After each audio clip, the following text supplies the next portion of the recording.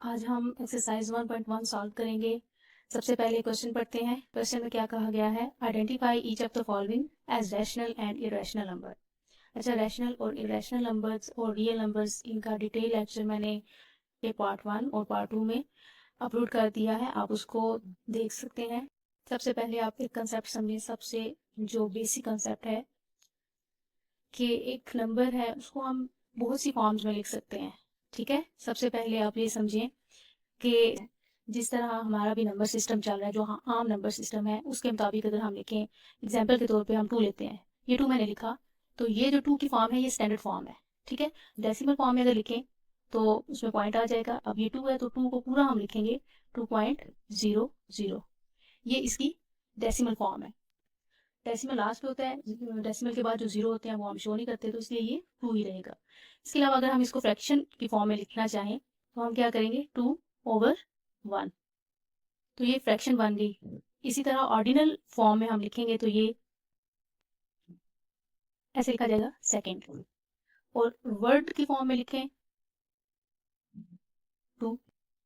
Percentage کی form میں لکھیں تو 0.02%. سائنٹیفک نوٹیشن کی فارم میں لکھیں 2.0 ملٹیپلائڈ بائی 10⁻⁻0. اور اسی طرح ہم اس کو ریشو کی فارم میں بھی لکھ سکتے ہیں 2:1. تو یہ کسی ایک نمبر کو لکھنے کی مختلف صورتیں ہوتی ہیں، مختلف فارمز ہوتی ہیں. ٹھیک ہو گیا. اب ریشنل نمبرز کیا ہوتے ہیں؟ ایسے تمام نمبرز جن کو ہم فریکشن کی فارم میں لکھ سکیں. ٹھیک ہے، اور it can be converted into fractional form easily. یہاں پہ کنورژن کا کیا مطلب ہے؟ کنورٹیڈ لفظ یوز کیا گیا ہے، تو کنورژن کا مطلب کیا ہے؟ کنورژن کا مطلب یہ ہے کہ اگر وہ فریکشن کی فارم میں نہیں ہے تو ہم اس کو فریکشن میں کنورٹ کر سکیں. ٹھیک ہے، تو بھی وہ نمبر ریشنل نمبر ہی ہوگا. بے شک وہ فریکشن کی فارم میں نہیں لکھا ہوا، لیکن وہ فریکشن کی فارم میں کنورٹ ہو سکتا ہے، تبدیل ہو سکتا ہے، تو اس کو ہم ریشنل نمبر کہیں گے. بالکل اسی کے اپوزٹ جا کے دیکھیں تو ارریشنل نمبرز وہ سارے نمبرز جن کو ہم فریکشن کی فارم میں کنورٹ نہیں کر سکتے، یا وہ فریکشن کی فارم میں نہیں ہوتے، یا ہم ان کو کنورٹ نہیں کر سکتے. اس میں 2 مین چیزیں ہیں جو آپ نے یاد رکھنی ہیں. سب سے پہلے آل نان ٹرمینیٹنگ اینڈ نان رکرنگ ڈیسیملز. ایسے ڈیسیمل جس میں ڈیسیمل کے بعد جو ڈیجٹ ہوتے ہیں ڈیسیمل پوائنٹ کے بعد وہ رکتے نہیں، جاری رہتے ہیں، اور ان کا کوئی خاص پیٹرن نہیں ہوتا، وہ ریپیٹ نہیں ہو رہے ہوتے. اور اس کے علاوہ آل سرڈز. سرڈ وہ نمبر ہوتا ہے جو ریڈیکل سائن کے اندر ہو اور وہ کمپلیٹ اسکیئر نہ ہو، کمپلیٹ کیوب نہ ہو، مینس وہ کمپلیٹلی سالو نہ ہو. تو اس کا جب آپ کیلکولیٹر سے سالو کریں گے تو وہ بھی آنسر پوائنٹ میں آئے گا. تو پھر پوائنٹ وہ پوائنٹ ہوتا ہے جو کہ ڈیسیمل پوائنٹ کے بعد ریٹنگ ہوتے ہیں، جو پہلا پوائنٹ میں ابھی آپ کو بتا چکی ہوں. یہ اسی فارم کے ڈیسیمل میں آنسر آئے گا. تو یہ ہمارے ارریشنل نمبر ہو جائیں گے. اب یہ 2 چیزیں آپ نے مائنڈ میں رکھنی ہیں. ان کو مائنڈ میں رکھتے ہوئے ہم ایکسرسائز پہ آتے ہیں. کوشچن نمبر 1، اس کا پارٹ 1 دیکھتے ہیں. 2.3535. ٹھیک ہے، یہ ہمارا کون سا نمبر ہے؟ ریشنل نمبر ہے. اس کو ہم فریکشن میں کنورٹ کر سکتے ہیں. فریکشن میں کیسے کنورٹ کریں گے؟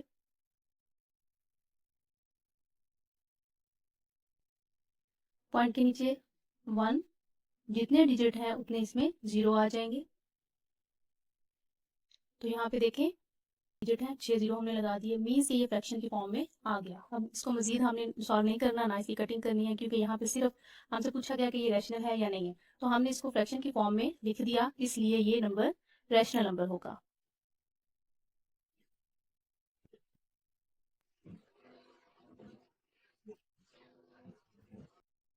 دوسرے کوشچن پہ آئیں تو یہ ہے 0.6 اور 6 کے اوپر ہے بار. تو اصل میں یہ نمبر اس طرح سے تھا 0.666 اینڈ سو آن. اسی طرح یہ جاری ہے، مینس کہ 6 جو ہے یہ ریپیٹ ہو رہا ہے. اس کے 6 اوپر بار کا مطلب یہی ہے، آپ شارٹ کٹ میں یاد رکھیں کہ جو ڈیجٹ بار بار آئے اس کے اوپر ہم اس کو ایک بار لکھ کے اس کے اوپر بار لگا دیتے ہیں. اس کو ہم بار میں کنورٹ بھی کر سکتے ہیں، دوسری فارم میں اس طرح سے بھی لکھ سکتے ہیں. اب یہ جو نمبر ہے اس کو ہم اسی طرح سالو کریں گے. تو جس میں بار آ جائے اس کو بھی ہم فریکشن کی فارم میں لکھ سکتے ہیں، اس کو فریکشن میں کنورٹ کر سکتے ہیں. اس کا ایک شارٹ کٹ سا میتھڈ آپ کو بتا رہی ہوں کہ جتنے ڈیجٹ کے اوپر بار ہے آپ نے اوور کے نیچے اتنے 9 لگا دینے ہیں. ٹھیک ہے، جہاں پہ دیکھیں تو 6 کے اوپر بار ہے تو ہم کیا کریں گے؟ ایک ڈیجٹ کے اوپر بار ہے تو ہم اوور لگا کے ایک بار 9 لکھ دیں گے، اور جو جس کے اوپر بار ہے ہم صرف اس کو، یا یہ پورا جو ڈیسیمل ہے پوائنٹ کو ختم کر کے یہ 0.6 لکھ دیں گے. ٹھیک ہے، تو یہ فریکشن بن جائے گی 6/9. تو اس کا مطلب یہ ہے کہ ہم نے اس کو کنورٹ کر لیا ہے فریکشن میں. مزید ہم اس کو سمپلیفائی بھی کر لیں گے، تو یہ ہمارا ریشنل نمبر ہے. ٹھیک ہو گیا. اب آپ ایک بات آپ کے مائنڈ میں آ رہی ہوگی کہ یہاں پہ بھی 353535 ریپیٹ ہو رہا تھا، تو ہم نے اس کے اوپر بار کیوں نہیں لگائی؟ تو اس کا آنسر یہ ہے کہ ہم نے اس کے اوپر بار اس لیے نہیں لگائی کیونکہ یہ ٹرمینیٹنگ ڈیسیمل 35 کے بعد یہ رک گیا ہے، 3 ٹائمز آیا ہے، 4تھ ٹائم یہ نہیں آیا، یہ رک گیا ہے، اس لیے ہم اس میں بار یوز نہیں کریں گے. بار ہم نے وہاں پہ یوز کرنی ہے جہاں پہ نان ٹرمینیٹنگ ڈیسیمل ہوگا، مینس ڈیسیمل جاری رہے گا، وہ کہیں بھی رکے گا نہیں. تو جس کے اوپر بار ہے اس کا مطلب ہے وہ نان ٹرمینیٹنگ ہے، اور جس کے اوپر بار نہیں ہے تو اس کا مطلب ہے کہ ان کو ہم نے اتنی دفعہ ہی لکھنا ہے جتنی دفعہ وہ آئیں گے، اور پھر کسی ایک جگہ پہ آ کے وہ اسٹاپ ہو جائیں گے. کوشچن نمبر 3 دیکھیں. 2.23667 اینڈ سو آن. جہاں پہ 3 ڈاٹ ہے مینس یہ جاری ہے، یہ ڈیسیمل جو ہے یہ نان ٹرمینیٹنگ ہے، مینس یہ ختم نہیں ہوگا. اب ختم نہیں ہوگا تو اس کی دو صورتیں ہیں، ایک تو یہ ہے کہ یا تو ایک سیٹ آف ڈیجٹ ریپیٹ ہوگا یا ریپیٹ نہیں ہوگا. تو یہاں پہ کوئی بھی ڈیجٹ ریپیٹ نہیں ہوگا. اس کی اس کا آسان سا یہی حال ہے کہ جو ڈیجٹ ریپیٹ نہیں ہو رہا نان ٹرمینیٹنگ میں، تو وہاں پہ آپ نے اس کو ارریشنل ہی لینا ہے. تو ہمارا جو تھرڈ والا ہے یہ ارریشنل ہے. اس کے علاوہ کوشچن نمبر 4 پہ آ جائیں. تو کوشچن نمبر 4 میں دیکھیں ریڈیکل سائن کے اندر 7 ہے. تو میں نے آپ کو بتایا تھا ریڈیکل سائن کے اندر اگر کوئی ایسا نمبر ہے جو کمپلیٹ اسکوائر نہیں ہے، کمپلیٹ کیوب نہیں ہے، یا وہ پورا سالو نہیں ہو رہا، تو بھی وہ نمبر کیا ہوگا؟ ارریشنل ہوگا. اس کو ہم کیلکولیٹر سے چیک کر لیتے ہیں.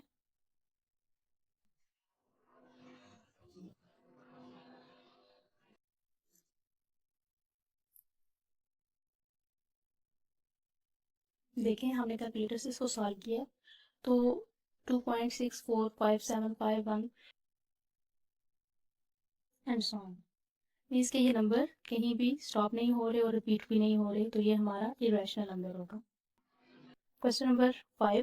اس میں ای نمبر دیا گیا ہے اور ای کی ویلیو بھی آپ کو معلوم ہے، جیسا کہ پچھلی ڈیفینیشن میں میں نے آپ کو کلیئر کیا تھا کہ اس کی جو ویلیو ہے وہ بھی پوائنٹ میں ہے، اور پوائنٹ کے بعد جو ڈیسیمل ہے وہ نان ٹرمینیٹنگ، نان ریپیٹنگ اور نان ریکرنگ نیچر کا ہے. تو یہ نمبر بھی ہمارا ارریشنل نمبر کہلائے گا. اس کے علاوہ پائی جو ہے یہ بھی ہمارا ارریشنل نمبر ہے. کوشچن نمبر 7 میں دیکھیں تو 5 پلس 111. تو جب کسی بھی ایکسپریشن میں پلس کے ساتھ یا مائنس کے ساتھ اس طرح کا ریڈیکل کا سائن ہو اور وہ پورا سالو نہ ہو رہا ہو، ریڈیکل کا سائن ہو اور اس کے اندر جو نمبر ہے وہ پورا سالو نہیں ہو رہا، تو اس کا مطلب یہ ہے کہ یہ پورا ایکسپریشن ہی یہ ریشنل نمبر ہوگا.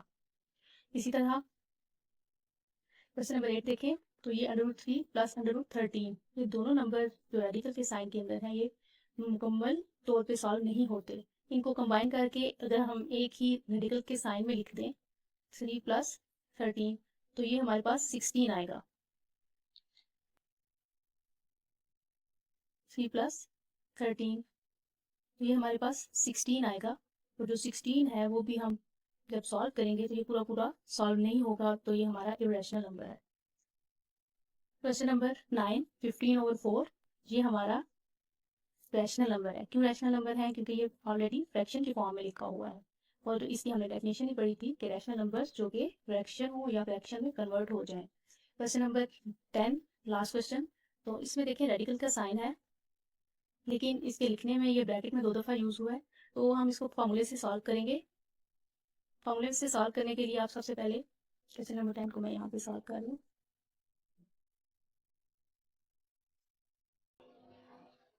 تو اس کے لیے آپ یہ دیکھیں، آپ اس کو دیکھ کے آپ کے مائنڈ میں فارمولا آ رہا ہوگا a مائنس بی اور a پلس بی. دیکھیں a کی جگہ پہ دونوں طرف 2 ہے اور b کی جگہ پہ √2 ہے، اور پلس اور مائنس کا سائن. اماؤنٹ ساری سیم ہے، صرف سائن کا ڈفرنس ہے. تو اس فارمولے کو ہم اس طرح سے اوپن کرتے ہیں.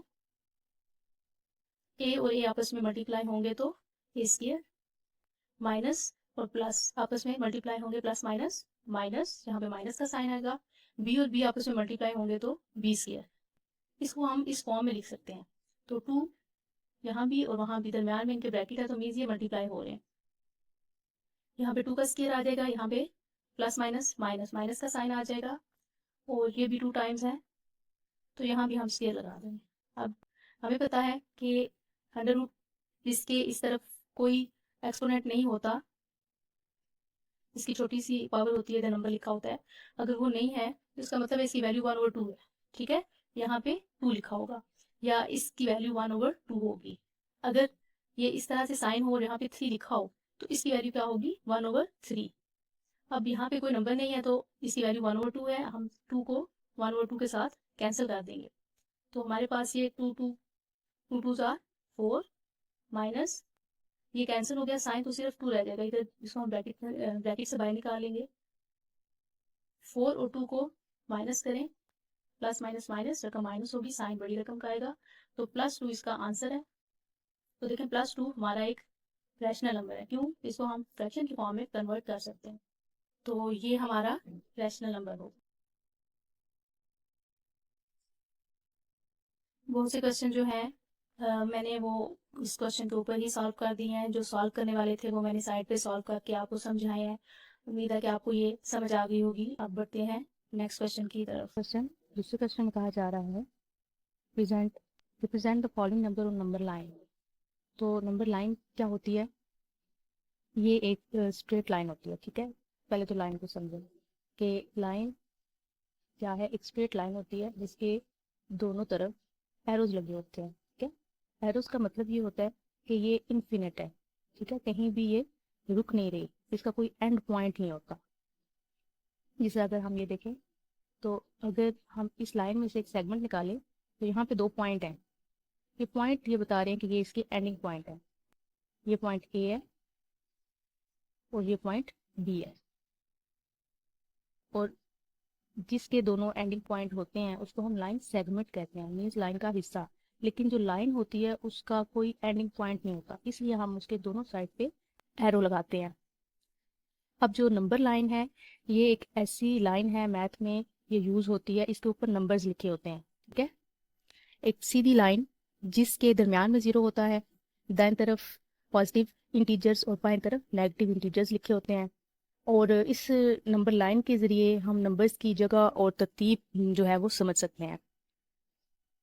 یہ ایک نمبر لائن ہے, اس کے درمیان میں 0 ہے. 0 کے رائٹ سائڈ پہ پازیٹیو انٹیجرز ہیں, لیفٹ سائڈ پہ نیگیٹو انٹیجرز ہیں.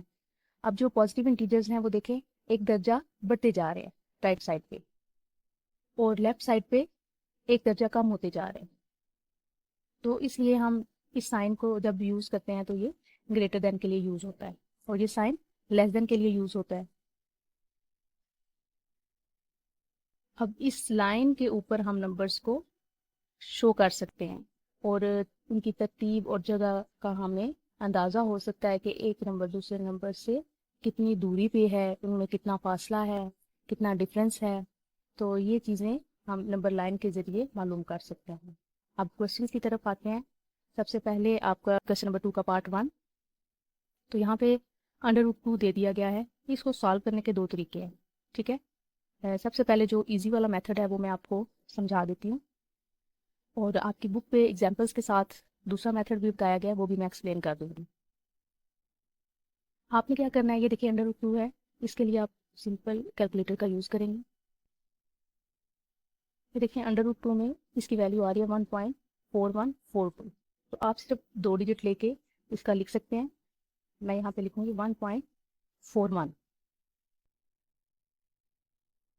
اب یہ جو پوائنٹ ہے اس کو ہم نے, پوائنٹ میں نمبر آ رہا ہے, اس کو ہم نے نمبر لائن پہ شو کرنا ہے.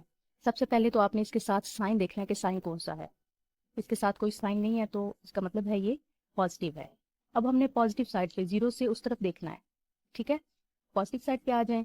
اب 1.41 کا مطلب ہے کہ یہاں سے 0 سے 1 تک 1, اور 1 کے آگے 2 نہیں ہے, 1 اور 2 کے درمیان میں یہ نمبر ہے.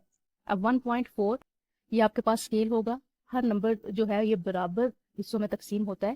تو آپ نے یہ 10 لائنز ہوں گی, تو آپ نے 4 لائنز کاؤنٹ کر لینی ہے. اب میں نے یہاں پہ 2 ڈیجٹ اس لیے لکھے کہ اگر دوسرا ڈیجٹ 5 ہے یا اس سے بڑا ہے تو آپ اس کو راؤنڈ آف کر سکتے ہیں. اب یہ 5 سے کم ہے تو میں صرف 4 تک اس کو رکھوں گی, یہ راؤنڈ آف نہیں ہوگا. 1.4. اب آپ نے یہ 4 نمبر پہ, تو 4th لائن جو ہوگی वो हमारा 0.4 है, 1.4। इस जगह पे ये नंबर आ रहा होगा। इधर लिखते हुए आपने √2 ही लिखना है। ये एक सिंपल सा मेथड है, और जब आप स्केल के साथ इसको यूज़ करेंगे तो आपने पॉइंट जब गिनने हैं एक नंबर से दूसरे नंबर के दरमियान में, तो वो जो छोटी लाइंस होती हैं वो आपने काउंट करनी है।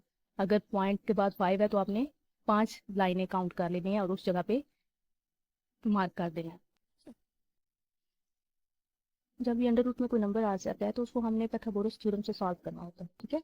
अगर हम पॉइंट के जरिए नहीं करते, पाइथागोरस थ्योरम को यूज़ करते हैं, तो उस मेथड को भी आप देख लें। पाइथागोरस थ्योरम को यूज़ करते हुए हम सबसे पहले एक राइट एंगल ट्राइंगल बनाएंगे। पाइथागोरस थ्योरम जो होता है वो राइट एंगल ट्राइंगल के लिए यूज़ होता है। पॉइंट बी है और ये सी है, ठीक है।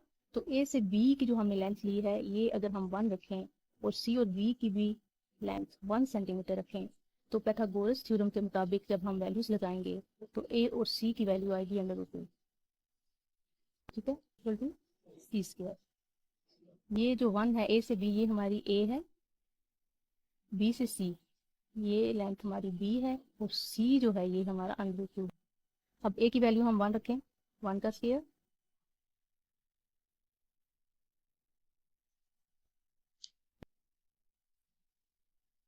सी की वैल्यू हमें मालूम नहीं है, अभी हमने मालूम करनी है। ये हमारे पास सॉल्व होके 1 + 1 = सी स्क्वायर और 2 = सी स्क्वायर। हमने सी की वैल्यू फाइंड करनी है, तो हम दोनों तरफ अंडर रूट लेंगे। ये सी स्क्वायर के साथ कैंसिल हो जाएगा और सी की वैल्यू आएगी √2। ये जो वैल्यू है ये हमने इस जगह पे लगा दी। इसका मतलब है पॉइंट ए और सी के दरमियान में जो फासला है वो √2 है। इसको हम नंबर लाइन पे कैसे जाहिर करेंगे? तो ए और बी ये 1 है, हम 0 से 1 के दरमियान में आ जाएंगे, ठीक है। ये 0 है और ये 1 है, तो 0 और 1 के दरमियान हम एक स्ट्रेट लाइन लेंगे। अब पॉइंट 1 के ऊपर रख के हम 1 सेंटीमीटर मजीद ऊपर लेके जाएंगे। ये हमारे पास बी आ गया। अब पॉइंट बी और ए इनको मिलाएंगे, तो ये हमारे पास सी की वैल्यू आ गई, जो कि √2 है। ए बी और सी ये हमने इस पे ड्रा कर दी। अब आपने क्या करना है, कंपास लेनी है और 0 मीन्स पॉइंट ए के ऊपर आपने रख के इतना ओपन करना है कि ये पॉइंट सी पे आके रुके। तो पॉइंट ए और सी के दरमियान में जो फासला है वो हमारा √2 का है, ठीक है। इसका मतलब है आपको ये मेजरमेंट मिल गई। अब इसी मेजरमेंट को आपने 0 पे रख के आगे तक लगाना है, ठीक है। इधर आप आर्क लगाएंगे या आप इसको ऐसे पॉइंट सी से ही लेके आएंगे, डॉटेड लाइन से ऐसे मिलाएंगे, ठीक है। तो ये जो आर्क होगी ये 4 पॉइंट से ही गुजरेगी और आपका पॉइंट इसी जगह पे ही ड्रा होगा। लेकिन ये थोड़ा सा मेथड कॉम्प्लिकेटेड है, तो इसलिए मैं स्टूडेंट्स को दूसरे मेथड से ही करवाती हूँ कि आप इसको पहले पॉइंट में कन्वर्ट कर लें। सेकेंड पार्ट में उसी तरह से √3 में दिया गया है, तो इसको भी हम पहले पॉइंट में कन्वर्ट करेंगे।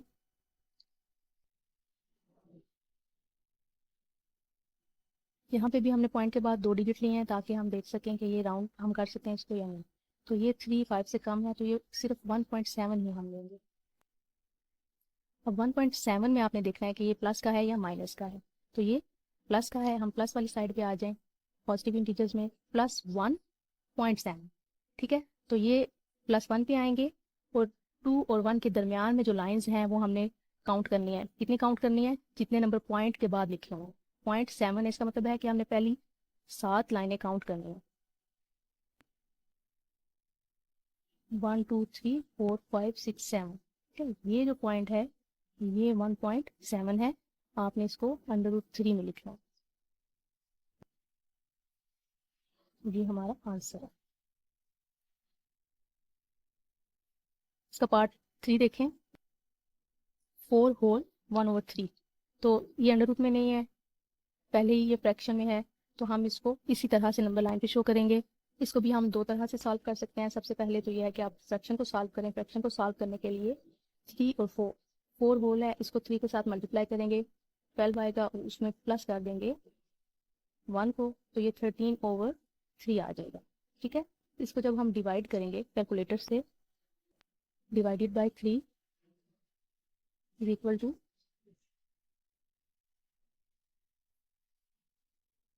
4.333 اینڈ سو آن. تو ہم اس کے صرف 2 ڈیجٹ ہی لیں گے, یہ راؤنڈ نہیں ہوگا, تو 4.3 ہم لے کے اس کو نمبر لائن پہ زائد کریں گے. آپ یہاں پہ 4 پہ آئیں, 4 اور 5 کے درمیان میں ہم نے اس کو شو کرنا ہے. تو جتنی بھی لائنس ہوں گی, یہاں پہ 10 لائنس ہوتی ہیں, تو 3 لائنس ہم کاؤنٹ کر لیں گے. یہ 4 ہول 1/3. فریکشن کو نمبر لائن پہ ظاہر کرنے کا دوسرا میتھڈ کیا ہے, آپ نے اس فریکشن کو لینا ہے جیسے آپ 4 ہول 1/3 ہے, تو یہ پازیٹیو ہے, تو پازیٹیو سائڈ پہ آ جائیں 4 پوائنٹ پہ. ٹھیک ہے, اب 4 اور 5 کے درمیان میں آپ نے 3 پارٹ کرنا ہے. جیسا 1/3 ہے تو 1/3 فریکشن ہے, اور 1/3 کا مطلب ہے 3 میں سے 1. ٹھیک ہے, تو جو اوور کے نیچے نمبر ہوں گے آپ نے اتنی لائنس لگانی ہے, مینس اتنے حصے کرنے ہیں. اگر ہم نے 3 حصے کرنے ہیں تو ہم اس میں 2 لائنس لگائیں گے, ایک لائن یہ اور ایک لائن یہ. ٹھیک ہے, یہاں سے اس طرف تک ایک حصہ, یہ دوسرا اور یہ تیسرا. ہم نے 3 بڑے حصے کر لیے اور یہ برابر ہونے چاہیے. اب 1/3 کا مطلب ہے 3 میں سے 1, تو یہ جو پہلا حصہ ہوگا یہ ہمارا 1/3 ہے.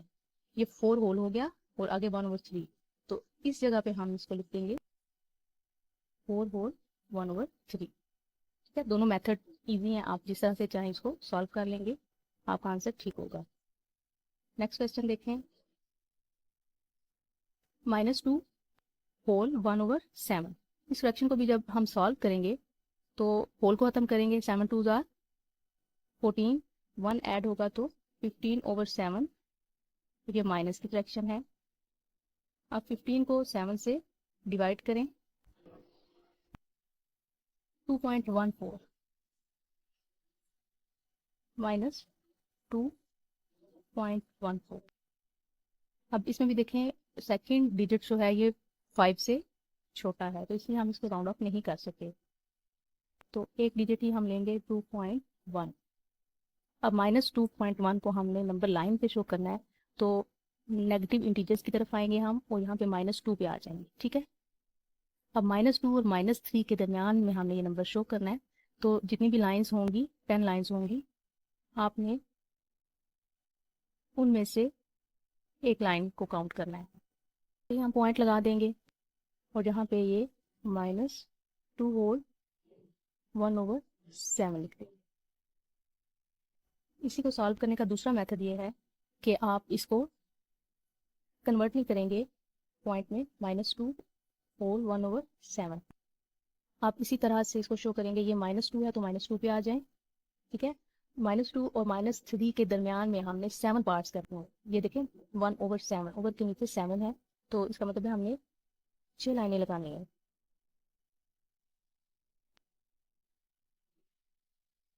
تو یہ جو 6 لائنیں ہوں گی یہ برابر ہوں گی. ٹھیک ہے, تو 6 لائنیں لگانے سے اس کے 7 پارٹس ہو جائیں گے. اب اس میں سے جو فرسٹ پارٹ ہے, پہلا حصہ ہے, وہ ہمیں شو کرنا ہے. 1/7 کا مطلب ہے 7 میں سے ایک حصہ, تو یہ پہلا پوائنٹ ہے, ہم اس کو لیں گے, اور یہاں پہ -2 1/7 کو شو کر دیں گے. دونوں طرح سے آپ کا آنسر ٹھیک آئے گا. اس میں بھی آپ سب سے پہلے فریکشن کو سالو کریں, اگر 5 کو ڈیوائڈ کریں گے 8 کے ساتھ, تو یہ ہمارا آنسر ہے 0.62.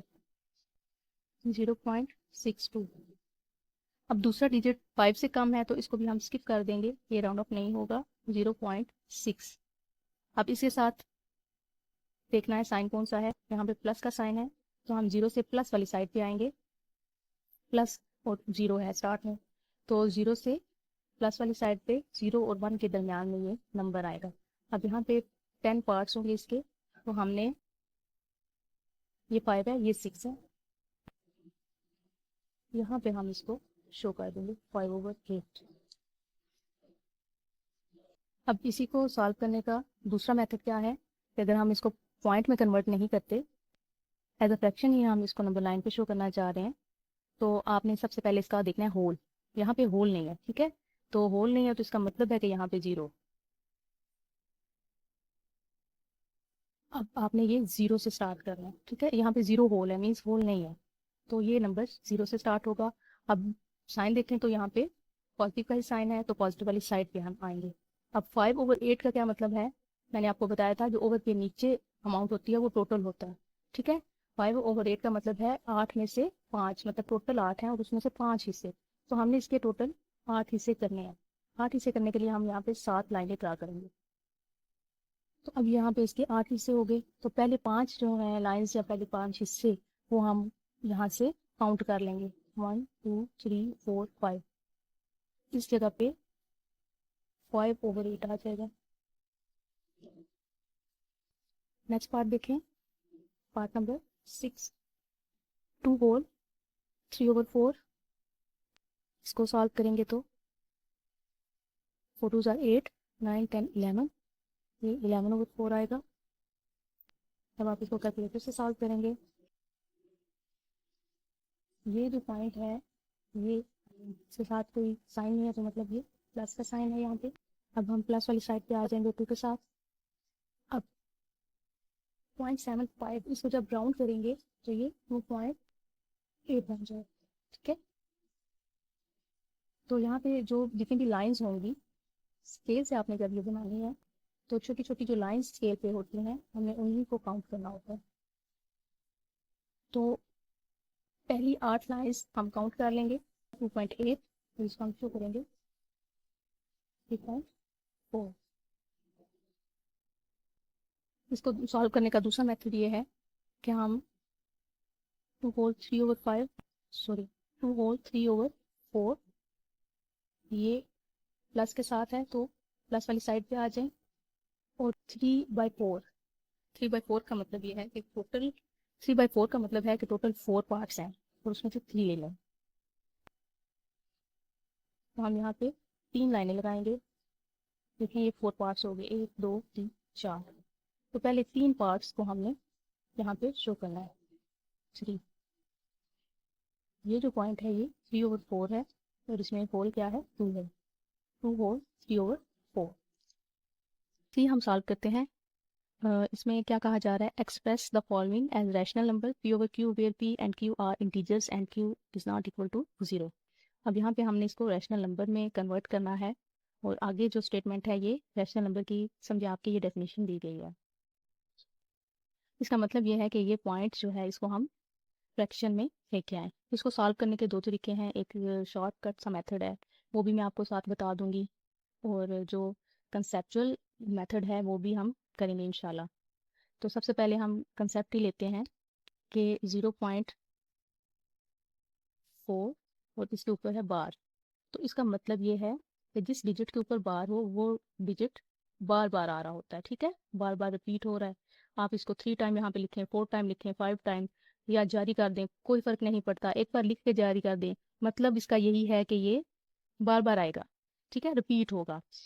तो हमने अब क्या करना है, जो एक डिजिट, यहाँ पे 2 डिजिट भी हो सकते हैं, जैसा ये देखें 3 7, 2 डिजिट के ऊपर बार है तो इसका मतलब है 2 डिजिट रिपीट हो रहा है। अब यहाँ पे 1 डिजिट रिपीट हो रहा है, जो डिजिट रिपीट हो रहा होगा हम उसके ऊपर बार लगाएंगे, ठीक है, हमने बार लगा दी। अब ये लगाने से हमें थोड़ा आइडिया हो जाएगा कि हम इसको जब फ्रैक्शन बनाएंगे तो ओवर के नीचे हम कितने 0 लगाएंगे।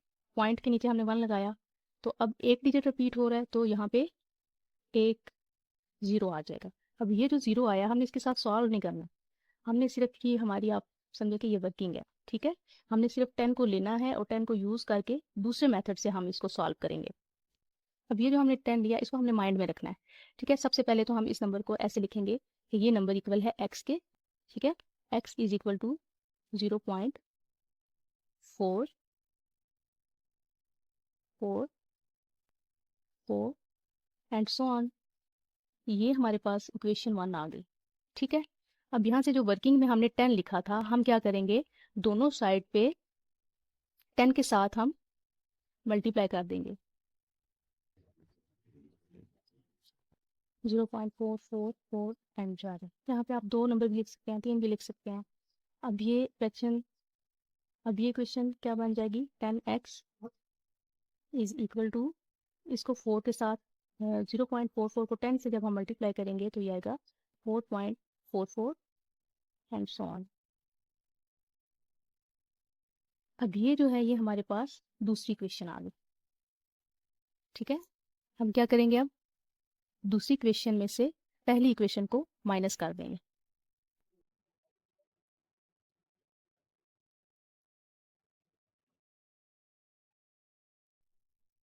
अब देखें, बड़ी इक्वेशन में से हमने छोटी इक्वेशन को माइनस किया है, तो जो सेकंड इक्वेशन है उसकी वैल्यूज हम पहले लगाएंगे। ये प्लस 10x है और ये माइनस x है, तो ये प्लस माइनस माइनस रकम माइनस होगी, साइन बड़ी रकम का आएगा। यहाँ पे 1 है तो 10 में से 1 माइनस हुआ तो ये 9x आ जाएगा, और इसके साथ प्लस का साइन होगा क्योंकि ये प्लस बड़ी रकम के साथ है। इन दोनों को आप माइनस करेंगे तो ये देखें पॉइंट के बाद जो 4 हैं और ये जारी हैं ये माइनस हो जाएंगे इन 4 के साथ, ये सेम है, तो हमारे पास आंसर जो आएगा ये 4 आएगा। अब हमने x की वैल्यू फाइंड करनी थी, तो x को हम अकेला कर लेंगे, 9x के साथ मल्टीप्लाई हो रहा है, यहाँ पे आके डिवाइड हो जाएगा, तो 4/9 ये आंसर है, ठीक है। अब इसका शॉर्टकट मेथड क्या है,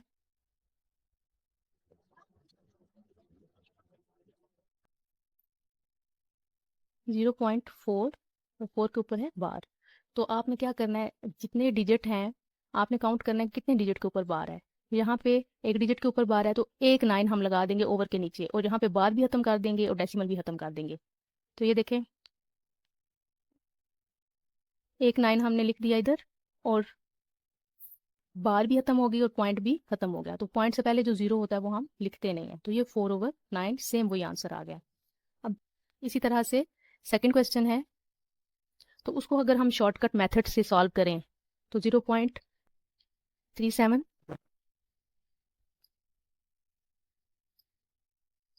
और 37 के ऊपर बार है, ठीक है।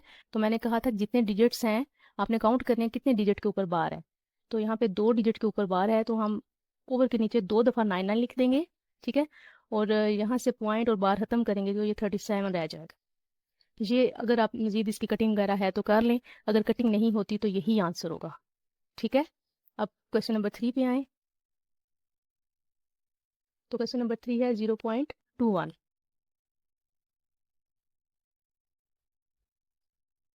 अब 21 के ऊपर बार है, मीन्स 2 डिजिट हैं जो रिपीट हो रहे हैं, तो 2 डिजिट हैं, 2 दफ़ा हम 9 लगाएंगे, 9 ओवर के नीचे और बार और पॉइंट ख़त्म करेंगे तो ये हमारे पास 21 आ जाएगा, यही इसका आंसर भी है।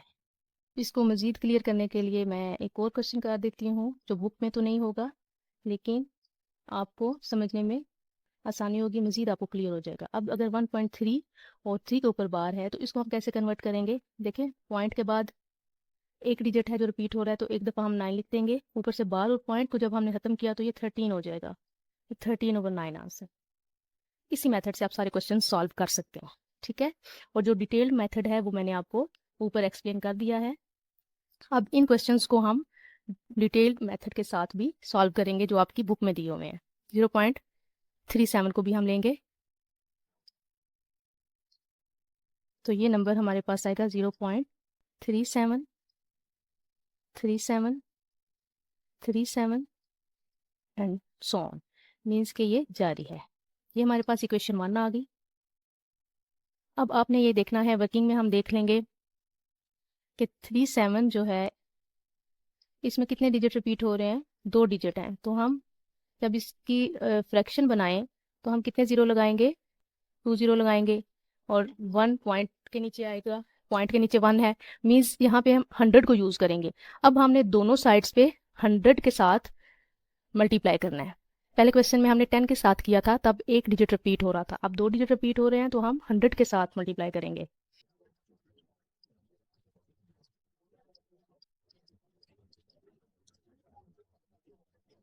क्वेश्चन कुछ इस तरह से बन जाएगी, ये 100 के साथ 2 ज़ीरो हैं तो ये पॉइंट 2 डिजिट शिफ्ट हो जाएगा, तो ये हो जाएगा 37.3737 and so on.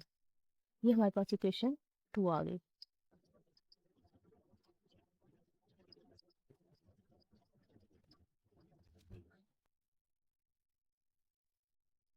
Zero point 3737 and so on. देखिए ये इसके 37 से 0 पॉइंट से पहले 0 है, इधर पॉइंट से पहले 37 है, 37 में से 0 माइनस होगा तो ये 37 ही रहेगा। बाकी जो पॉइंट के बाद 3737 और यहाँ पे भी 3737 ये एक जैसे हैं तो ये माइनस होकर 0 हो जाएंगे, मीन्स पॉइंट के बाद यहाँ पे 0 बच जाएगा, तो पॉइंट से पहले 37 बचेगा, 37.0 मीन्स कि ये 37 होगा। और 100 में से 100x में से 1x माइनस होगा तो ये 99x। साइन इसके साथ पॉजिटिव साइन लगाएंगे हम प्लस का, क्योंकि बड़ी रकम के साथ जो साइन होता है हम वो लगाते हैं। अब x को हमने फाइंड करना है तो x को अकेला कर लेंगे, 99x के साथ मल्टीप्लाई हो रहा है, इधर आके ये डिवाइड हो जाएगा 37/99, तो ये हमारा आंसर। अगला क्वेश्चन देखें, क्वेश्चन नंबर 3।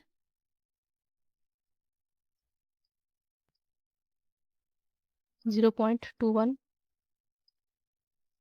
इसके ऊपर बार है, इसको इक्वल कर देंगे x के 0.212121 3 दफ़ा लिखेंगे और आगे जारी कर देंगे। ये हमारे पास इक्वेशन 1 आ गई। अब आपने इसको चेक करना है कि हम किसके साथ इसको मल्टीप्लाई करेंगे। तो ओवर के नीचे आप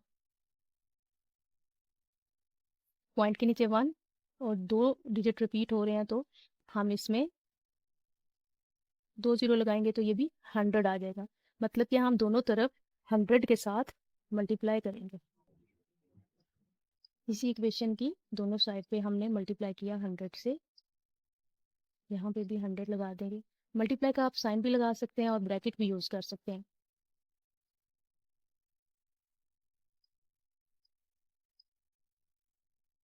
ये आ जाएगा 100x इज इक्वल टू, अब यहाँ पे 2 0 हैं तो ये 2 डिजिट पॉइंट शिफ्ट हो जाएगा, ये हमारे पास आएगा 21.2121 4।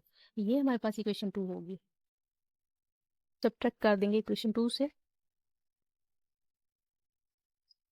Equation 2 100x minus 1x is equal to 21.2121 and so on minus 0.2121 and so on. 100x में से 1x माइनस होगा तो ये आएगा 99x इज इक्वल टू, इन दोनों को माइनस करेंगे तो यहाँ पे 21 आ जाएगा।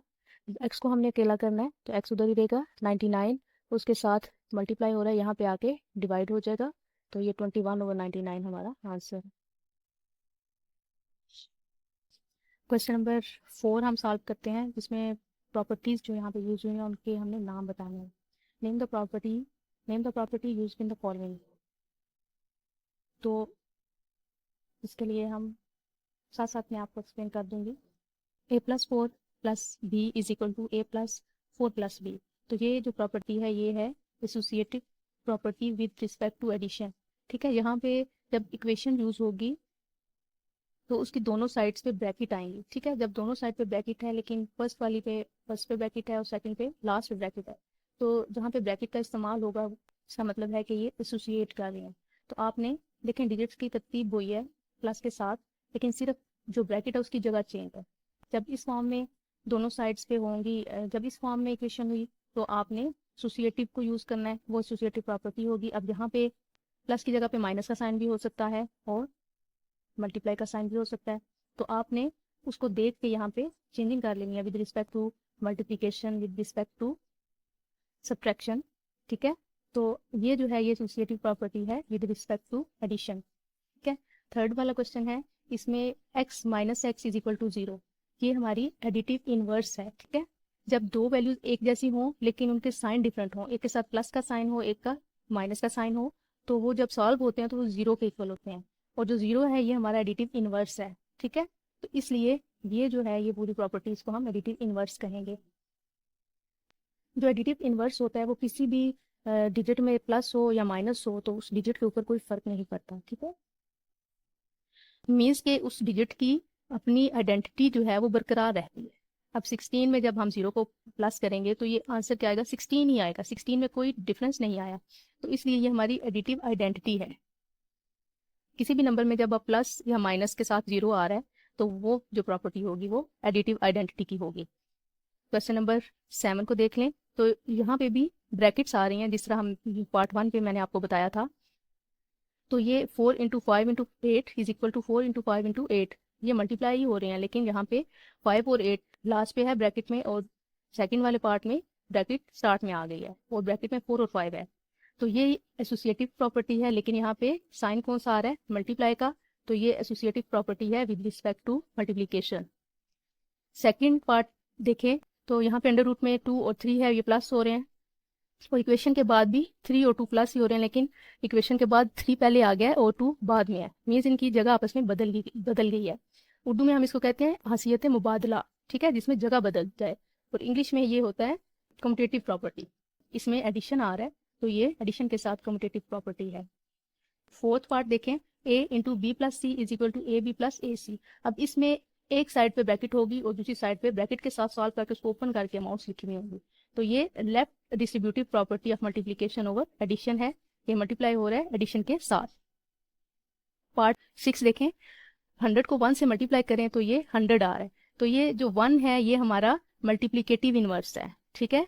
और अगर हम 1 के साथ किसी भी नंबर को मल्टीप्लाई करते हैं तो वो नंबर जो है उसकी आइडेंटिटी चेंज नहीं होती, वो नंबर वही रहता है, इसलिए हम इसको मल्टीप्लिकेटिव आइडेंटिटी कहेंगे। जिस तरह हमारी एडिटिव आइडेंटिटी में 0 को ऐड किया जाता था, यहाँ पे 1 को मल्टीप्लाई किया जाएगा तो उस नंबर को कोई फर्क नहीं पड़ेगा, तो इसलिए ये मल्टीप्लिकेटिव आइडेंटिटी है। A b is equal to b a, यहाँ पे भी देखें सिर्फ जगह चेंज हो गई है, बी पहले आ गया और ए बाद में, तो ये भी कम्यूटेटिव प्रॉपर्टी है, लेकिन यहाँ पे विद रिस्पेक्ट टू मल्टीप्लिकेशन है। Question number 5, name the properties used in the following. First part इसका देखें, -3 is less then -1 implies that 0 is less then 2, कि अगर -3 -1 से छोटा है तो इसका मतलब ये है कि 0 2 से छोटा है, ठीक है। इसको हम एडिटिव प्रॉपर्टी ऑफ इनइक्वालिटी कहेंगे, ठीक है। यहाँ पे इनइक्वालिटी जब लेस देन और ग्रेटर देन के साइन आएंगे और इक्वेशन का साइन नहीं होगा तो ये इनइक्वालिटीज की प्रॉपर्टीज हैं।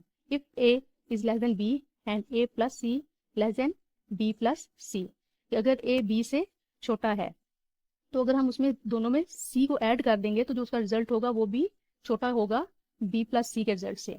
एडिटिव प्रॉपर्टी ऑफ इनइक्वालिटी, इसको हम एडिटिव प्रॉपर्टी कहेंगे इनइक्वालिटी की। If A C less than B C and c is less than 0, c less than 0 का मतलब यह है कि 0 से छोटा होगा c, मीन्स माइनस में होगा, -1 -2 -3, तो फिर a जो होगा वो बड़ा होगा b से, ठीक है। आपको पता है कि माइनस में छोटी अमाउंट बड़ी हो जाती है। मल्टीप्लिकेटिव प्रॉपर्टी ऑफ इनइक्वालिटीज, जब हम इनको मल्टीप्लाई करेंगे, if a is less than b then 1/a is greater than 1/b। इसमें भी अगर हम कोई एक नंबर है वो दूसरे नंबर से छोटा है, लेकिन अगर उसका हम रेसिप्रोकल ले लेते हैं, मीन्स उलट कर देते हैं, तो वो नंबर फिर रेसिप्रोकल में बड़ा हो जाएगा दूसरे नंबर से। Property of inequality. Fourth part है, if A c is less than B C and c is greater than 0 then a is less than b।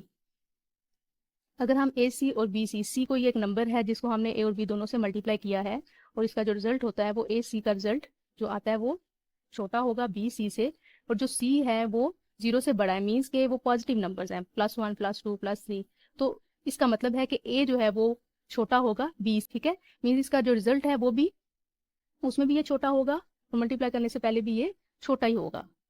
इसको हम कहेंगे multiplicative property of inequality. Either a is greater than b or a is equal to b or a is less than b, इसको कहते हैं ट्राइकोटमी property. इसका मतलब यह है कि एक नंबर की 3 सूरतें हो सकती हैं, या तो वो दूसरे नंबर से बड़ा होगा, या छोटा होगा, या फिर उसके इक्वल होगा। देखिए 3 सूरतें हैं, इसलिए इसको हम ट्राइकोटमी प्रॉपर्टी कहते हैं। उम्मीद है आपको ये क्लियर हो गया होगा। बढ़ते हैं नेक्स्ट क्वेश्चन की तरफ।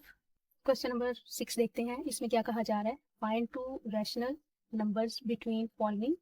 Question number 1, 1/3 and 1/4। हमें 2 फ्रैक्शंस दी गई हैं, 2 रैशनल नंबर्स दिए गए हैं, और हमने क्या फाइंड करना है, इन दोनों के दरमियान में आने वाले कोई से भी 2 रैशनल नंबर्स, ठीक है। तो दरमियान में जो आते हैं उसको हम जो टर्म यूज़ करते हैं उसके लिए वो एवरेज की टर्म यूज़ होती है, ठीक है।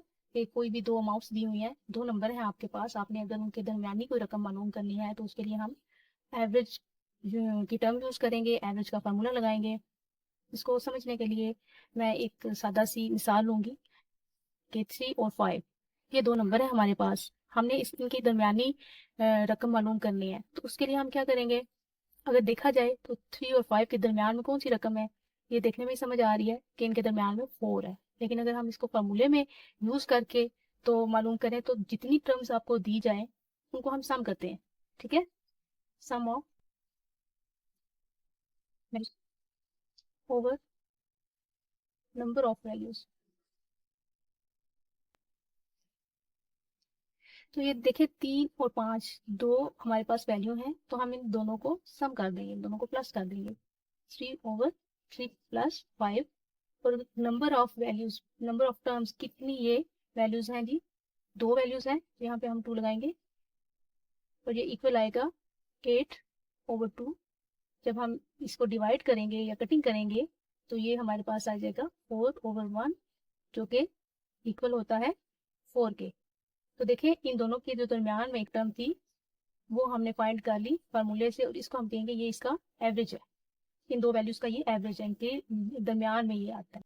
इसी तरह कोई भी नंबर होगा, जब कोई भी वैल्यू आपको दी जाएगी आप उनका एवरेज फाइंड कर सकते हैं इसी फार्मूले से, ठीक है। 3 और 5 की जगह पे फ्रैक्शन दी गई हैं, तो फ्रैक्शंस को हम कैसे सॉल्व करेंगे, 1 ओवर 3 एंड 1 ओवर 4, ये दो फ्रैक्शंस हैं और इन दोनों के दरमियान में हमने दो रैशनल नंबर फाइंड करने हैं। तो सबसे पहले हम पहला दरमियान वाला नंबर फाइंड करेंगे, वो क्या है, उसके लिए हम यही फार्मूला यूज करेंगे,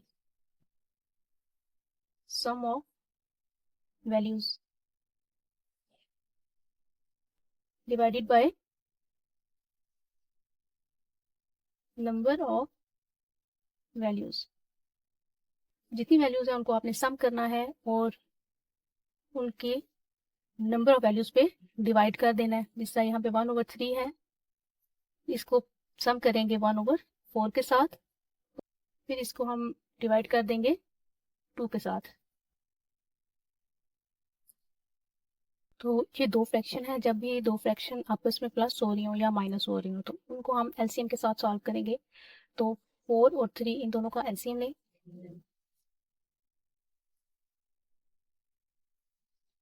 छोटे से छोटा टेबल अगर हम लें उसको सॉल्व करें तो ये 3 ऐसे आएगा और 2 2 जा 4।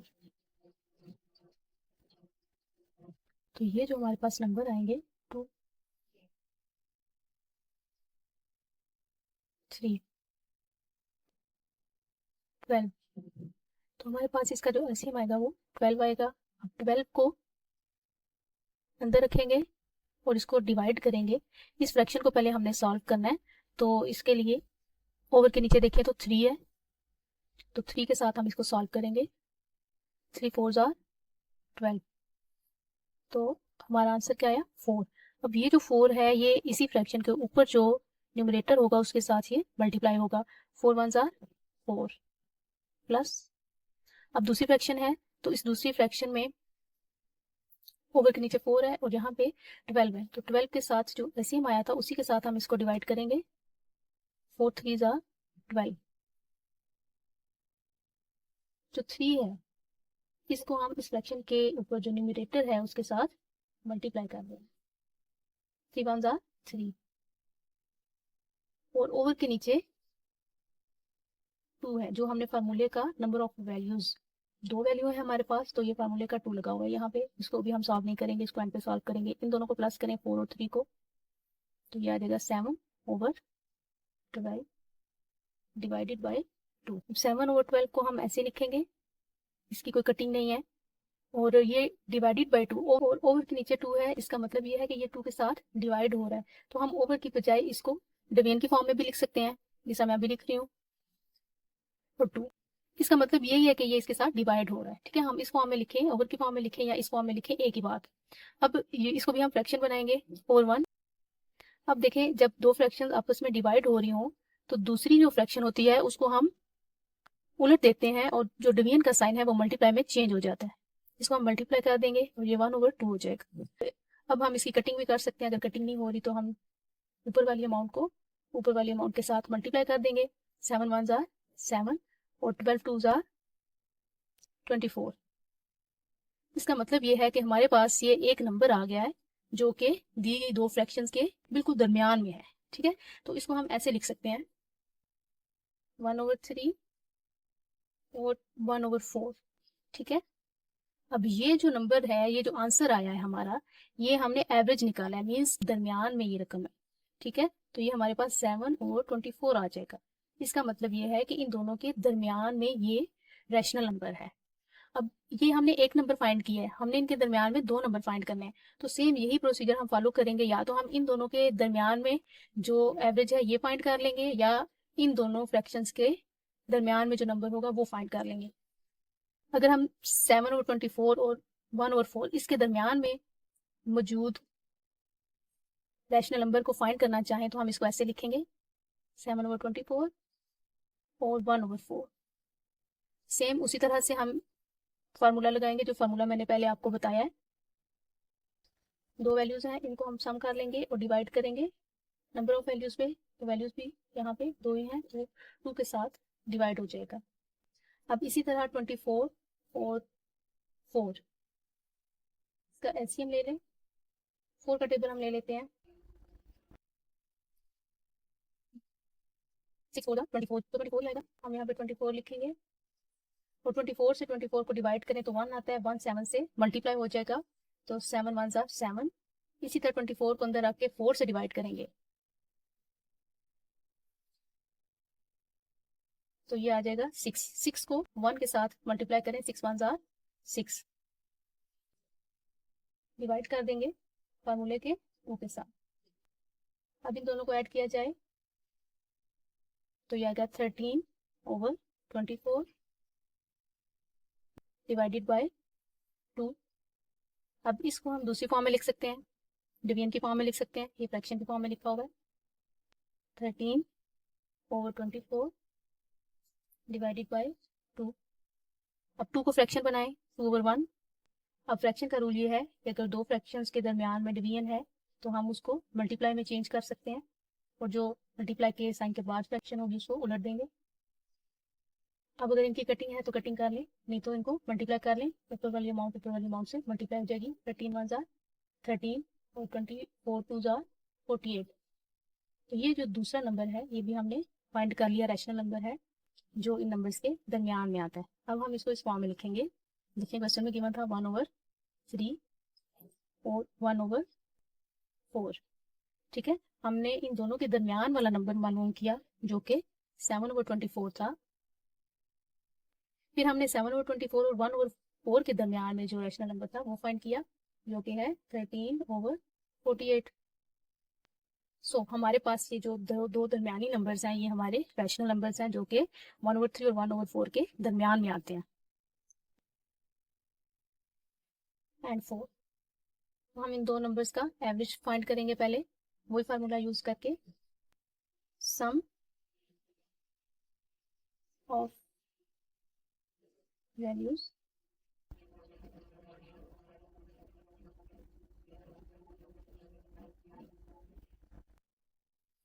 दोनों वैल्यूज को सम करें तो 3 + 4 और डिवाइड करेंगे, नंबर ऑफ वैल्यूज दो वैल्यूज है हमारे पास तो 2 से डिवाइड कर देंगे, ये आ गया 7/2।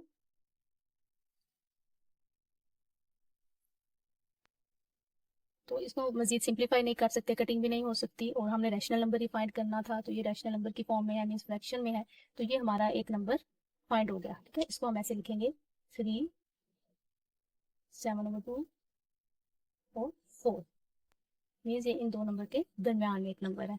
अब आप चाहे तो 3 और 7/2 इन दोनों के दरमियान वाला नंबर फाइंड कर सकते हैं, चाहे तो 7/2 और 4 के साथ। तो हम उसी तरह से 7/2 और 4 के साथ नंबर फाइंड करते हैं इन दोनों के दरमियान। 7/2 + 4 फार्मूला हम वो यूज करेंगे, डिवाइडेड बाय 2। अब यहाँ पे फ्रैक्शन नहीं है तो ओवर 1 आ जाएगा, 2 और 1 कैल्सियम लें तो 2 आएगा, 2 को 2 से डिवाइड करें तो 1, 1 को 7 से मल्टीप्लाई करें तो 7 + 1 को 2 से डिवाइड करें तो 2, 2 को 4 से मल्टीप्लाई करें तो 8, तो ये हमारा फार्मूले का 2 है। ये आएगा 15/2 डिवाइडेड बाई 2। ठीक है, अब ये हमने फ्रैक्शन की फॉर्म में लिखा हुआ है, इसको हम डिवीजन की फॉर्म में लिख सकते हैं। ठीक है, 15/2 डिवाइडेड बाई 2। अब फ्रैक्शन है तो दूसरे अमाउंट को भी हम फ्रैक्शन बनाएंगे और ओवर 1 लगा देंगे, हो जाएगा। अब देखें अगर कोई कटिंग है तो कटिंग कर लें, अगर कटिंग नहीं है तो 15 को 1 से मल्टीप्लाई करेंगे, 15 आएगा, 2 2 जार 4। तो ये हमारा दूसरा रैशनल नंबर आ जाएगा जो इनके दरमियान में है। तो हम कह सकते हैं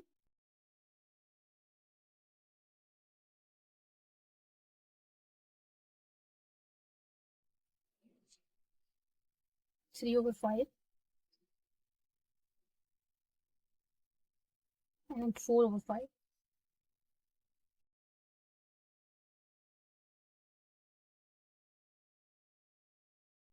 दोनों वैल्यूज का हम सम करेंगे, 3/5 प्लस 4/5, और इसको 2 के साथ डिवाइड कर देंगे।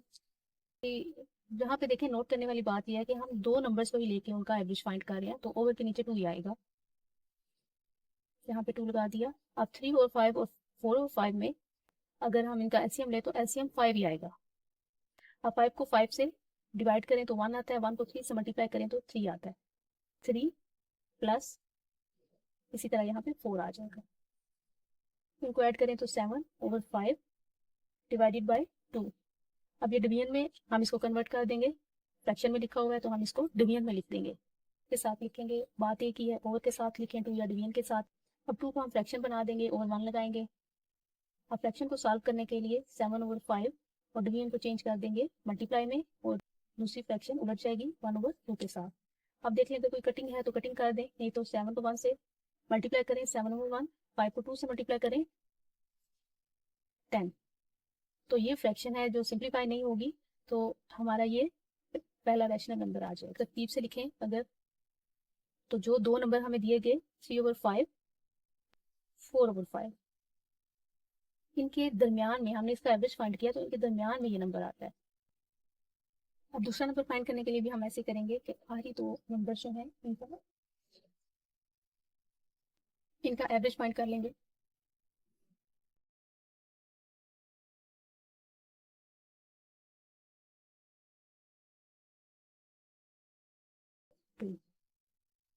अब पहले हमने ऊपर वाली जो फ्रैक्शन है इसको सॉल्व करना है। 10 और 5 का एलसीएम लें, 5 2 जार 10, 5 1 जार 5, 2 1 जार 2, 5 2 जार 10, ये 10 आ जाएगा। 10 को 10 से डिवाइड करें तो 1, 1 को 7 से मल्टीप्लाई करें तो 7, प्लस 5 2 जार 10, 2 को 4 से मल्टीप्लाई करें तो 8। यहाँ पे फार्मूले का 2, इसको सॉल्व करते हुए ये आपने ज़हन में रखना है, ये ओवर 2 साथ साथ आपने नीचे लिखते जाना है जब तक ये फ्रैक्शन पूरी सॉल्व नहीं होती।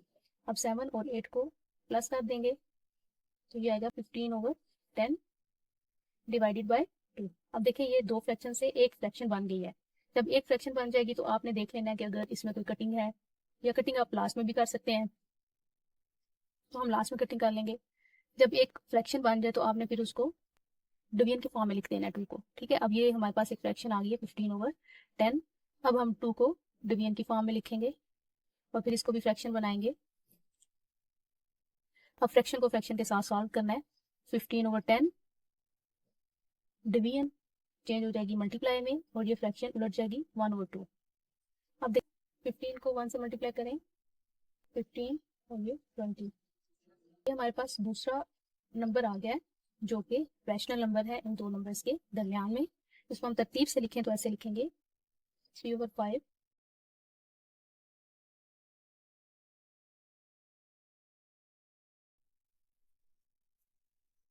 तो इसके साथ ही हमारी एक्सरसाइज कंप्लीट हो गई। तो अगर आपको कोई भी कंफ्यूजन है आप कमेंट में पूछ सकते हैं, या मेरा अगर वीडियो अच्छी लगे तो अपने फ्रेंड्स के साथ ज़रूर शेयर कीजिएगा।